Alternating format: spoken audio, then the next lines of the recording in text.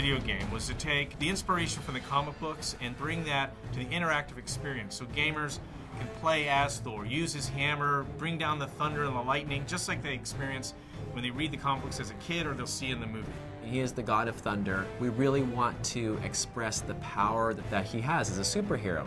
He's going against big demons and giant trolls scattered across the 9 worlds. The bosses of each of these worlds are these monstrous, titanic entities with all sorts of different powers capable of tremendous destruction. It's been great to take ideas and concepts, not just from the comics, but from Marvel themselves, building enemies that are worthy of Thor. The game is not a play-the-movie game. Our narrative is very different. We worked with Matt Fraction, who's one of the scribes for the Thor comic. When we first started talking about the music for Thor, I pulled together all the different concept art, the videos from the game. What we actually wanted the music to do is play like a thread that is tying the game together from a dramatic point of view.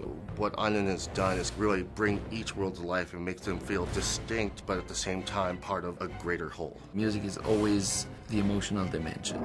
The Thor game is a real opportunity for gamers to finally get a chance to have a dedicated experience where they can play as Thor the entire way through and really get that sense again of being a god. The main part of the game is your melee combat. Using your hammer, he has many different combos, and then you also have your god powers. We work the god powers into the combos. He's got thunder, he's got wind moves, which are kind of his people mover, and then lightning, which is obviously one of the key iconic things about Thor.